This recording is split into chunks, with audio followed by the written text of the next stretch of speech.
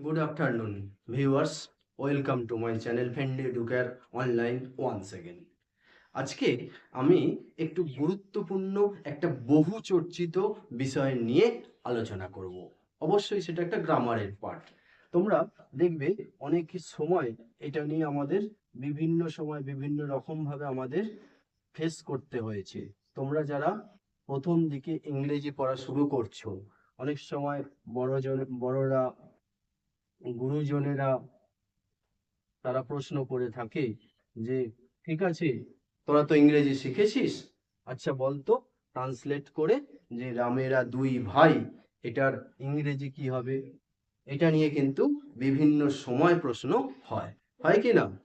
আজকে আমরা এই বহুল চর্চিত এই বাংলা বাক্যটির ইংলিশে ট্রান্সলেট করে দেখব যে ট্রান্সলেশনটা কি হতে পারে। দেখো, রামেরা দুই ভাই সরাসরি কিন্তু এটাকে ইংলিশে ট্রান্সলেট করা যাবে না, বা এতটাও সহজ কিন্তু অবশ্যই নয়। যদি রামেরা দুই ভাই বলি, আমরা অনেক সময় বলি যে রামেরা, রামেরা মানে রামস, রামস আর টু ব্রাদার্স, রাম আর টু ব্রাদার্স। এক্ষেত্রে রামস আর টু ব্রাদার, কিন্তু রামেরা, রামস, এরকম কোনো প্রপার নাউনের কি এরকম প্লুরাল করা যায়? যায় না। সেজন্য এটা হতে পারে না। রামস আর টু ব্রাদার্স এটা কিন্তু কখনোই ঠিক নয়। যদি আমরা যুক্তি দিই যে আমরা অনেক সময় বলি যে আমরা দুই ভাই, আমরা দুই ভাই, সেক্ষেত্রে আমরা তো বলি যে we are two brothers, we are two brothers, এটা বলেই থাকি উই আর টু ব্রাদার্স। সেক্ষেত্রে রামেরা দুই ভাই, রামস আর টু ব্রাদার্স, এটা হতেই পারে, সাধারণভাবে মনে হতেই পারে, কিন্তু এটা ঠিক নয়। এইটা যদিও ঠিক, কিন্তু এই ক্ষেত্রে ঠিক নয়, কারণ রাম এটা প্রপার নাউন, তার এরকম প্লুরাল করা যায় না। তাহলে কি করব? অনেকে আবার এটাকে এইভাবেও করে যে একটু ঘুরিয়ে না দেখানোর মতো, যে Ram has a brother, Ram has a brother, রামের একটি ভাই আছে।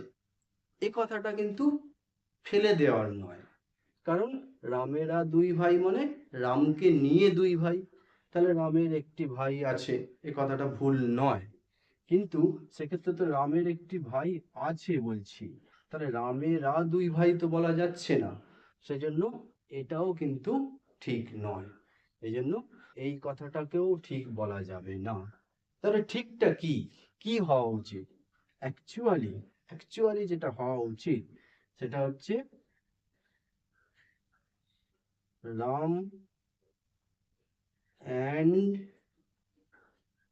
His brother, Ram and his brother are two, Ram and his brother are two, এটাই কিন্তু হওয়া উচিত। রাম এবং তার ভাই আর টু মানে হলো দুজন, তাহলে রামেরা দুই ভাই, এটা বলা যেতে পারে, এটা অ্যাপ্রোপ্রিয়েট। আবার কেউ কেউ এটাকে একটু বড় করে বলে, সেটাও করা যায়, যে Ram and his brother are two in number, in number, এটাও অনেকে বলে, কিন্তু এই দুটোই অ্যাপ্রোপ্রিয়েট, এই দুটোই কিন্তু অ্যাপ্রোপ্রিয়েট। তাহলে কেমন লাগলো এই বহুল চর্চিত বিষয় সমাধান শুনে? আশা করি তোমাদের এটা খুব ইন্টারেস্টিং লেগেছে, তাই না? যাক, যদি ইন্টারেস্টিং লাগে, তাহলে যারা এখনো পর্যন্ত আমার চ্যানেল সাবস্ক্রাইব করোনি, তাদের কাছে আমার রিকোয়েস্ট রইল, যদি ইউটিউব থেকে দেখে থাকো তাহলে অবশ্যই চ্যানেলটিকে সাবস্ক্রাইব করে নিও।